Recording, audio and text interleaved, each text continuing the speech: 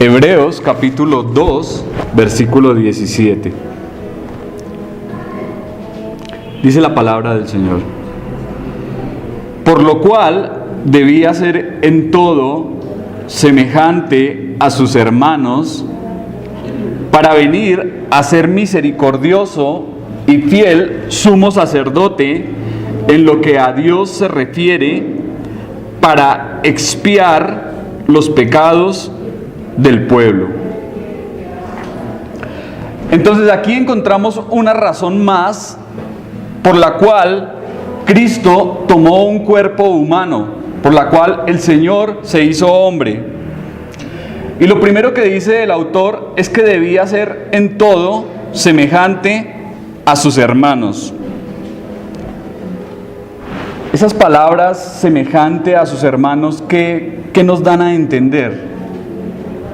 Como en su posición humana, o sea, la misma condición de hombre. Es la razón de la humanidad de Jesús, ¿no? Así es. Y es que Dios sabía que sus hijos necesitarían de un sacerdote que pudiera compadecerse de ellos y ayudarles en sus debilidades, entenderlos. Entonces Jesucristo, como Dios hombre, soportó el sufrimiento con el fin de que nosotros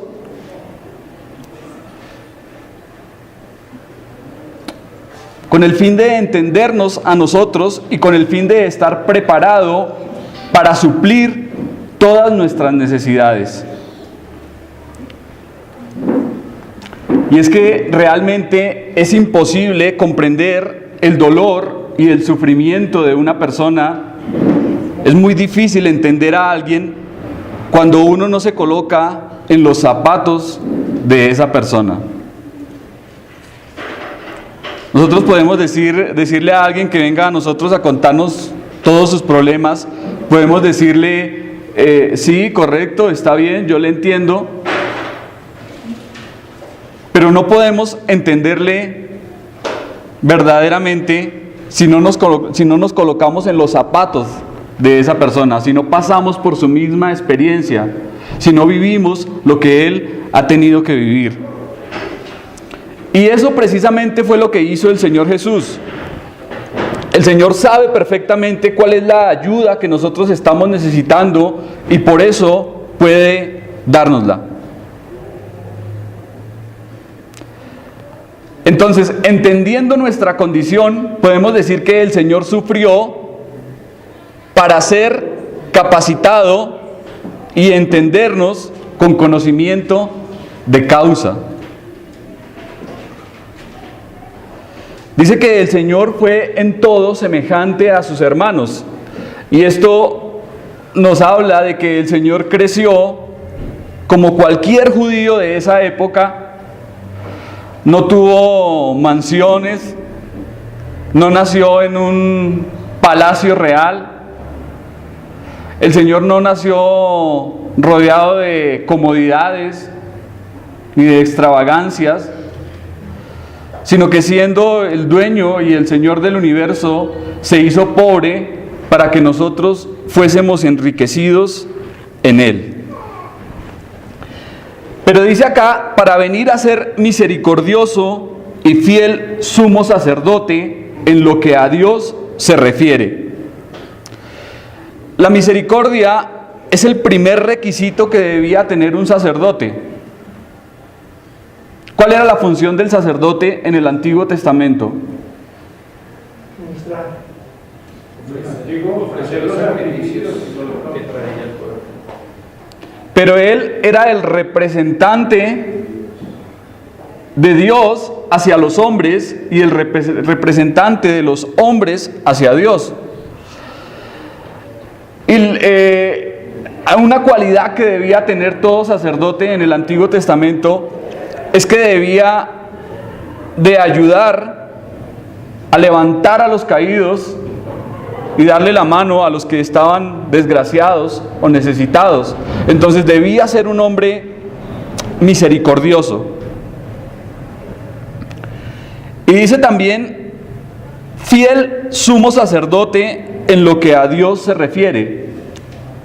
Es decir que se necesitaba fiel para con Dios y fiel para con los hombres. La palabra que aparece aquí es un pontífice. ¿Usted sabe lo que significa esta palabra? Supremo. ¿Sí? Pontífice. El Supremo. Es el que levanta un puente. La palabra pontífice viene de puente. El Señor Jesús, ya sabemos que es el único medio por el cual nosotros podemos acercarnos a Dios, y es también el único medio por el cual Dios se ha acercado a nosotros. Todo aquel que se haga llamar pontífice hoy en día es mentiroso. ¿Sí? La palabra pontífice solamente aplica para Jesucristo, porque realmente no hay más puentes. No hay más puente entre Dios y los hombres. Él es el único. Entonces todo hombre que se haga llamar sumo sacerdote o pontífice es un falso y un reprobado para Dios, según Dios. Esta carta es la única en todo el Nuevo Testamento en que se llama a Jesús sumo sacerdote. Y veremos que de aquí en adelante, de este capítulo que estamos terminando y los capítulos que vamos a avanzar, este va a ser el tema dominante de la carta: presentar a Jesucristo como el gran sumo sacerdote superior a Aarón y a todo el sacerdocio levítico del Antiguo Testamento. Termina diciendo el pasaje: para expiar los pecados del pueblo. Expiar los pecados del pueblo. La expiación era hecha por el sumo sacerdote una vez al año. Era el día en que éste llegaba al lugar santísimo con la sangre del animal sacrificado y la regaba allí, cubría la sangre, cubría el propiciatorio, y esta era la forma como aquel hombre obedecía el mandato de Dios, que dicha sangre tapaba, cubría el pecado del pueblo y el pecado propio. Ahora, también enfatiza la palabra expiación, también enfatiza sobre la retirada del pecado por medio del sacrificio que satisface la justicia divina y restaura la relación entre Dios y los hombres. Podemos ver que el Señor Jesucristo hizo lo que ningún otro sacerdote podría hacer jamás, y fue presentarse a sí mismo como ofrenda. Los sacerdotes del Antiguo Testamento debían ofrecer expiación por su pecado propio, pero Jesucristo no tenía pecado y se presenta a sí mismo como ofrenda, como cordero.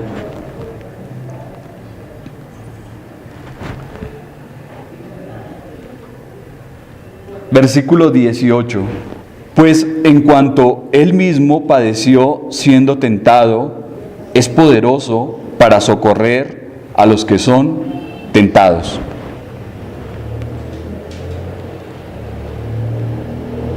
El Señor fue probado y afligido, pero podríamos preguntarnos, ¿para qué fue Jesús tentado? ¿Cuál fue el propósito de la tentación del Señor? Para dar un testimonio de que Él venció en la tentación. Sí. Ahí está la respuesta. Pues creo, ¿no?, que para mostrar también que la carne puede, que siendo carne podemos vencer la tentación. Sí, más o menos, hermana Charito. Ahí en el versículo 18 está la respuesta. Dice, para socorrer. Ajá. Sí, ahí está. Así es.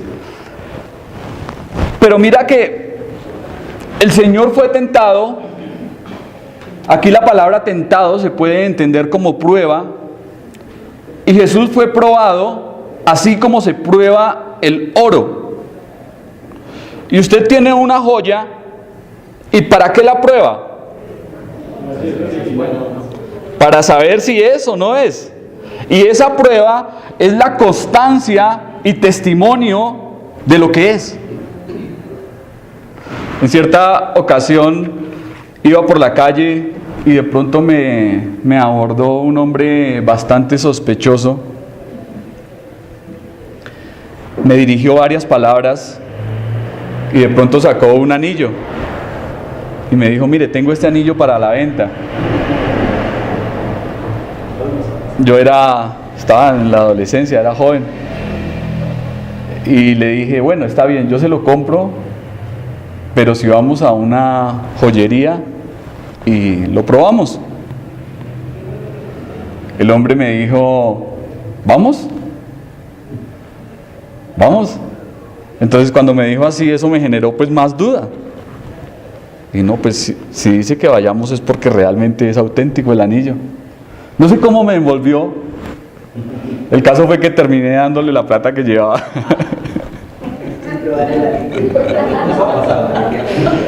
Cuando llego a la joyería, paso el anillo y le aplican el ácido. Eso se puso negro. Entonces pensé para mí mismo, como que me tumbaron.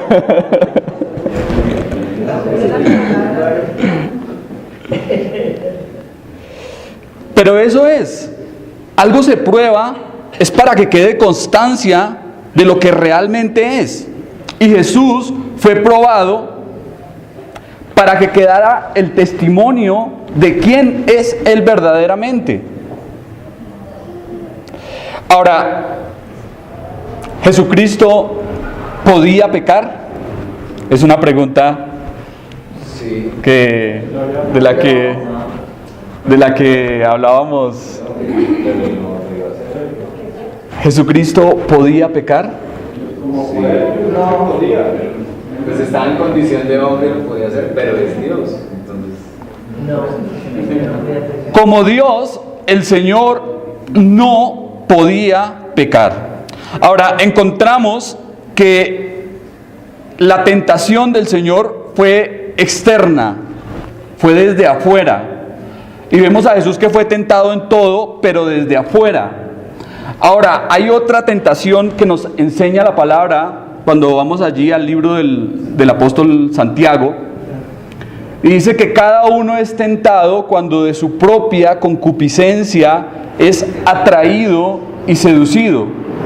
La concupiscencia, siendo concebida, da a luz el pecado, y el pecado, siendo consumado, da a luz la muerte.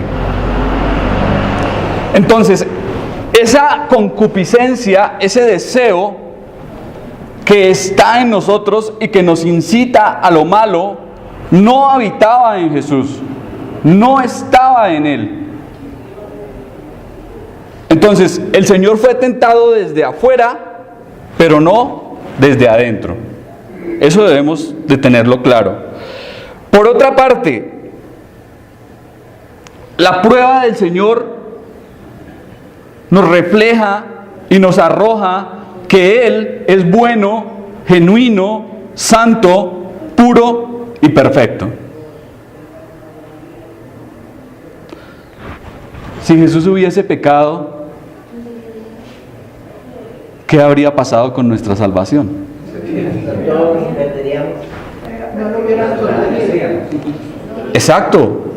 Todo lo que el Señor hubiese hecho habría sido en vano. Porque la demanda de Dios específica era que se necesitaba a un santo, a un justo, a un inocente y perfecto. Si el Señor hubiese cometido alguna clase de pecado, no hubiese cumplido con las demandas de Dios. Pero el Señor aparece perfecto como ningún otro, y citando la palabra de manera oportuna, ante cada embate del enemigo, venciendo la tentación. Y continúa diciendo el pasaje, dice, es poderoso para socorrer a los que son tentados.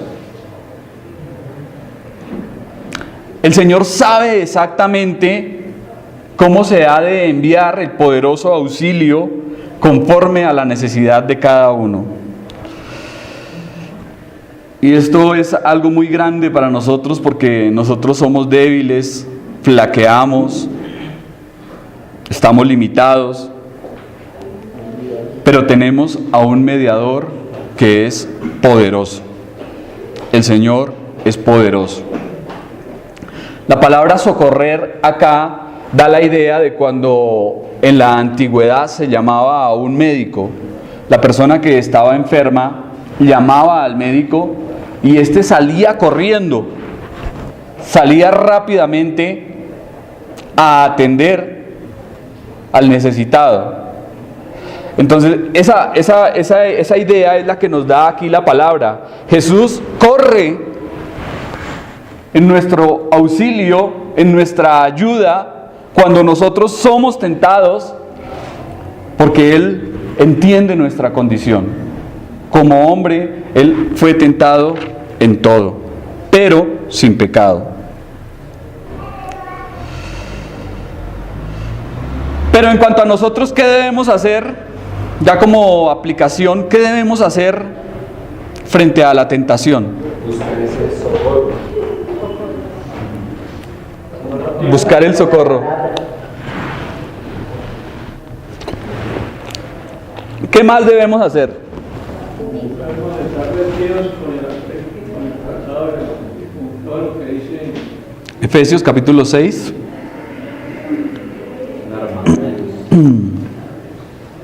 Debemos resistir la tentación. Debemos pararnos firmes y resistir. Y acudir a la ayuda que tenemos de parte del Señor Jesucristo. Nosotros, ya como lo dije, somos frágiles, somos débiles, pero tenemos a un abogado, a un mediador, a un intercesor que es todopoderoso. Desafortunadamente, hermano, cuando uno está siendo tentado, peca, realmente en vez de buscar la ayuda, lo que hacemos es acomodar la palabra de Dios a nuestra situación, en vez de acomodarnos nosotros a la palabra de Dios. Y como usted dijo, socorrer aquí el significado es cuando un médico iba y ayudaba a alguien, ¿cierto? Salir corriendo en ayuda. Cuando yo estoy enferma, ¿a dónde acudo? Al médico. Si en ese orden de ideas, cuando soy tentada, ¿a quién debo acudir? Sí, sí. Ahora, hemos visto en estudios anteriores que ser tentado no es pecado. El pecado es ceder a la tentación, es caer, es sucumbir ante ella. Capítulo 3, versículo 1.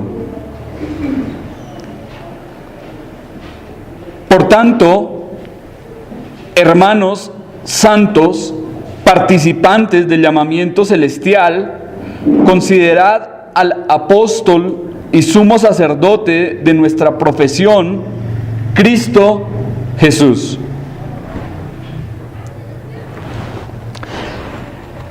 En los capítulos 1 y 2, el autor de la carta empezó diciendo que el Señor es superior a los profetas, lo vimos en los primeros 3 versículos. Luego continuó enseñándonos que Jesucristo es superior a los ángeles.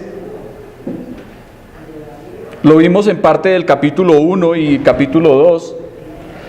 Pero ahora, en este capítulo 3, nos va a mostrar que Jesucristo es superior a Moisés.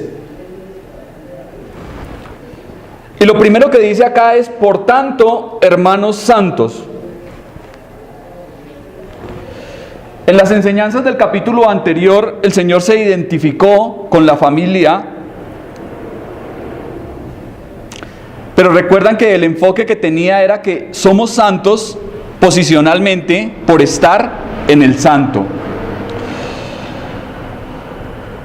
Y se les llama hermanos, ya que el vínculo común entre la familia y los creyentes es el Señor mismo. Y todo verdadero creyente es santo en posición, pero debe también serlo en práctica. Dice, participantes del llamamiento celestial. A los santos del Antiguo Testamento se les hizo un llamado a las bendiciones materiales en la tierra que Dios les prometió. Mientras que el ministerio de Cristo es más enfocado a un llamamiento celestial. Nuestro llamamiento no es terrenal, es celestial. Cristo es el apóstol y sumo sacerdote de un pueblo celestial que solamente es peregrino y extranjero en esta tierra.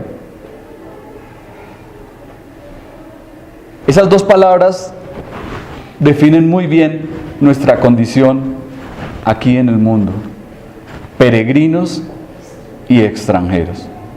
¿Quién es un peregrino? Que caminen. Aquel que va de paso. Y un extranjero, el que no está, el que está en un sitio, pero su ciudadanía no corresponde a ese lugar. No está en su tierra, no está en el lugar que le corresponde. Entonces nosotros aquí, en esta tierra, estamos de paso, pero tenemos presente que nuestra ciudadanía, como dijo el apóstol, está ¿en dónde? En el cielo. Esto es algo que los falsos predicadores modernos no tienen en cuenta, ¿no? Porque si enfatizaran que el llamamiento nuestro es celestial, entonces dejarían de estar enseñando tanto acerca del materialismo y del humanismo y de todas estas cosas que hacen énfasis en las riquezas y en los bienes materiales. Pero nuestro llamamiento viene del cielo y hacia allá nos lleva. Y dice, considerad al apóstol y sumo sacerdote de nuestra profesión, Cristo Jesús. Me gusta la palabra considerad. Es un verbo que aparece en el texto griego, aoristo imperativo. Un verbo en el griego, en aoristo, indica una acción que se hace una sola vez. De una sola vez por todas. E imperativo quiere decir algo que es una orden, un mandato. Entonces lo que aquí nos está diciendo la palabra es: observe y piense atentamente, íntima y seriamente, una sola vez, y compare la persona y obra de Jesucristo con la de los líderes del pacto mosaico. Y haciendo esa consideración, ¿quién es más importante? Así es. Cuando nos fijamos en el Señor Jesucristo, vemos dos cosas, y lo primero que dice acá es apóstol. Un apóstol es un enviado, es un representante, un mensajero. Hoy en día hay muchos que se atribuyen el título de apóstoles sin serlo. Y solamente aquí en este versículo, en todo el Nuevo Testamento, encontramos que al Señor se le llama apóstol. Pero en un sentido, Él es enviado, mensajero y representante de Dios a los hombres. Ahora, lo segundo que se nombra es sumo sacerdote. Y el sumo sacerdote era el máximo de los sacerdotes, el que se encargaba, como ya lo dije, de ir allí en el día de la gran expiación y hacer la ofrenda y los sacrificios por el pecado. Pero podemos entender que cuando se habla de apóstol es que Jesucristo representa a Dios para con los hombres, y cuando se habla de sumo sacerdote es lo contrario, que representa a los hombres delante de Dios. Entonces ahí está, las dos cosas encerradas en esas dos palabras. Jesucristo representa a Dios para con nosotros los hombres y va delante de la presencia de Dios para representar al hombre delante de Él. Ahora, si el Señor es el objeto de nuestra consideración, no habrá ninguna clase de peligro de que olvidemos cuál ha sido nuestra confesión de fe. Ahí la palabra profesión significa eso, confesión. Si usted tiene la mirada puesta en el Señor, si usted le considera única y exclusivamente a Él, será difícil que se le olvide en quién ha creído. Versículo 2. El cual es fiel al que le constituyó, como también lo fue Moisés, en toda la casa de Dios. El Señor Jesucristo ejerció la fidelidad de un hijo, y es muy probable que muchos cristianos judíos de este entonces debemos siempre ubicarnos en a quiénes fue dirigida esta carta. Es muy seguro que muchos creyentes que habían dejado el judaísmo todavía veían a Moisés superior a Jesucristo. Ellos veían a Moisés como el gran legislador y a Jesús solamente como alguien que había llegado para imponer y para acatar la ley de Moisés. Pero estaba al revés, estaban mal. Y por eso el autor les está escribiendo acá y les está diciendo: Moisés solamente fue un administrador, fue un siervo de la casa, pero Jesús es el heredero y el autor de la casa, ya que Él es Dios. Moisés fue uno de los grandes héroes de la nación de Israel, alguien muy importante y muy notorio para cualquier judío, un caudillo que guió al pueblo de Israel sacándolo de la esclavitud de Egipto y conduciéndolo 40 años por el desierto hasta llegar a los límites de la tierra de Canaán.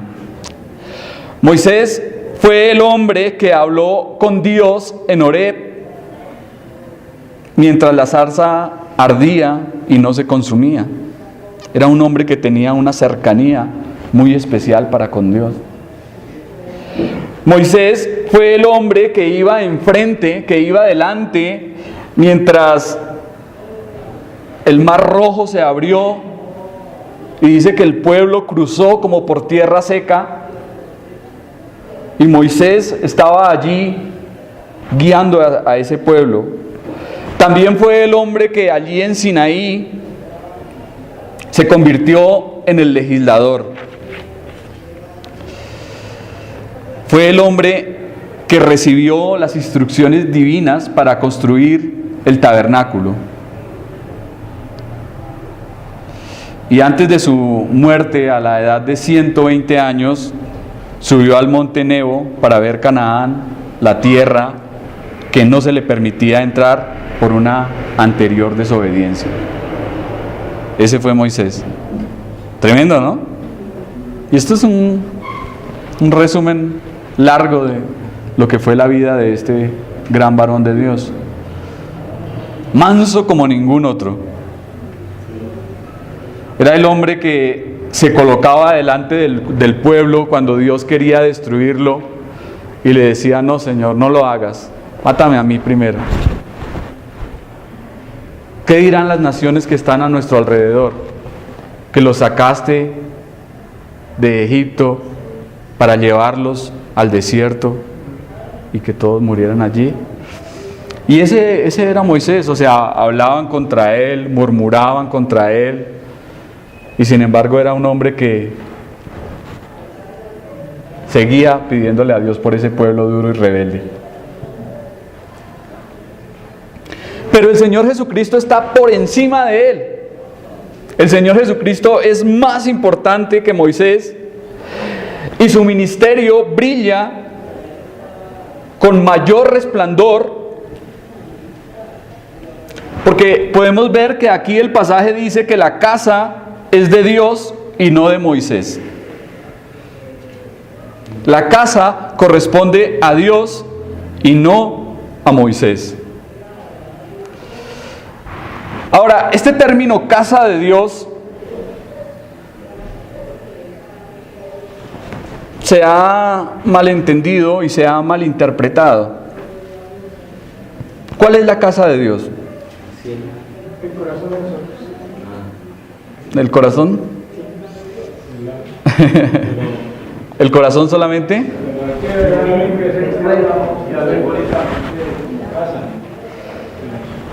Todo nuestro ser.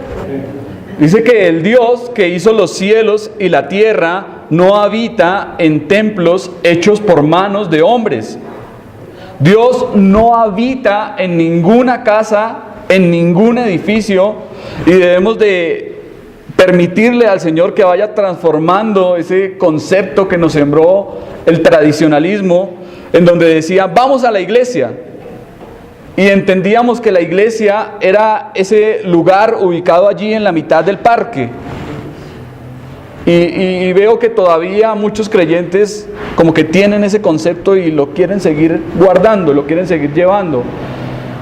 Pero la Biblia nos enseña que nosotros somos la casa de Dios, que Dios habita en nosotros por medio de su Santo Espíritu y que Él no habita en ningún sitio, que Él no está en ningún lugar. Entonces, cuando se habla de casa de Dios, debemos pensar que hace referencia al pueblo que Dios ha elegido, al pueblo que Dios ha escogido, primeramente Israel y luego los que se identifican por la fe en Jesucristo, al igual que el creyente Abraham.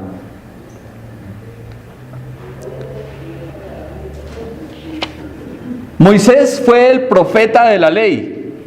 Cristo es el apóstol de la gracia. Moisés pecó, pero Cristo vivió una vida perfecta e intachable. Moisés sabía acerca de Dios. Jesús es Dios. De ahí la importancia de observarle y considerarle solamente a Él. Y yo pensaba, hoy en día todavía hay mucho grupo y hay mucha secta, que quieren colocar a Moisés por encima del Señor. Y invierten las cosas. Y quieren, según ellos, vivir guardando la ley. Pero ¿qué dice la palabra de Dios con respecto a eso? Que si fuese por cumplir la ley, ¿quién sería salvo? ¿Quién se justificaría delante de Dios por cumplir la ley? Nadie, ninguno. Anoche contaban un chiste que me hizo reír. Dice, ¿por qué se salva un maestro de construcción? Por sus buenas obras.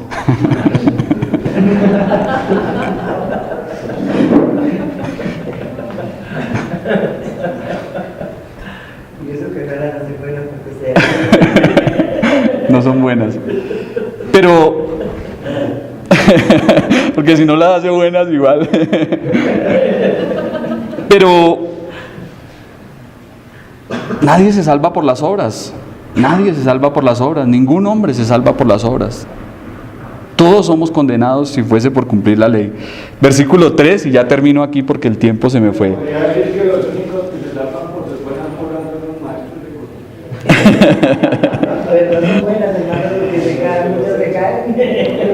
Porque de tanto mayor gloria que Moisés es estimado digno cuanto tiene mayor honra que la casa el que la hizo. Entonces vemos a Jesús, ya lo hemos visto en esta epístola, lo hemos considerado como el creador de todo. Moisés fue parte de la casa, pero el Señor es el creador de ella. Moisés no creó la ley, solo fue el intermediario por el cual la ley se promulgó. Tampoco creó la casa, solamente sirvió en ella.